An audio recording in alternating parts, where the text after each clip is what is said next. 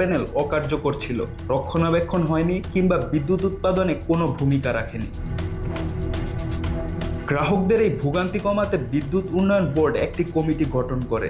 সেই কমিটির সুপারিশে বিদ্যুৎ বিভাগ থেকে নতুন এই নির্দেশনা জারি করা হয়েছে, যা দেশের সব বিতরণ কোম্পানিতে পাঠানো হয়েছে।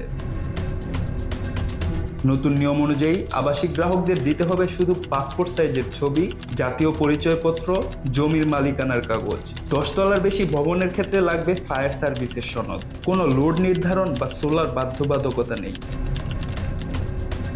শিল্প গ্রাহকদের ক্ষেত্রেও একই স্বস্তি। লোডের পরিমাণ নির্দিষ্ট নয়, সোলার বাধ্যতামূলক নয়, তবে ট্রেড লাইসেন্স ও প্রয়োজনীয় জমির কাগজ থাকতে হবে।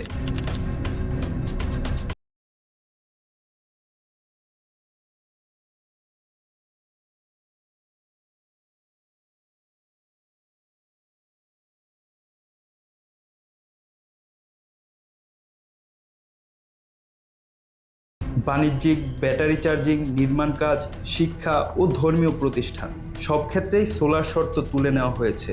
এমনকি ভূমিহীন গ্রাহকরাও নাগরিকত্বের সনদ দিলেই বিদ্যুৎ সংযোগ পাবেন। তবে একটি বিষয় স্পষ্ট, সরকার সোলার বিদ্যুৎ বন্ধ করছে না, বরং বাধ্যবাধকতার বদলে স্বেচ্ছায় ব্যবহারের সুযোগ রাখছে। অর্থাৎ যারা চান তারা নেট মিটারিংয়ের মাধ্যমেই সৌর বিদ্যুৎ ব্যবহার করে জাতীয় গ্রিডে বিদ্যুৎ সরবরাহ করতে পারবেন। বিশেষজ্ঞদের মতে এই সিদ্ধান্ত একদিকে যেমন গ্রাহকদের আর্থিক চাপ কমাবে, অন্যদিকে বিদ্যুৎ সংযোগ প্রক্রিয়াকে করবে দ্রুত ও সহজ।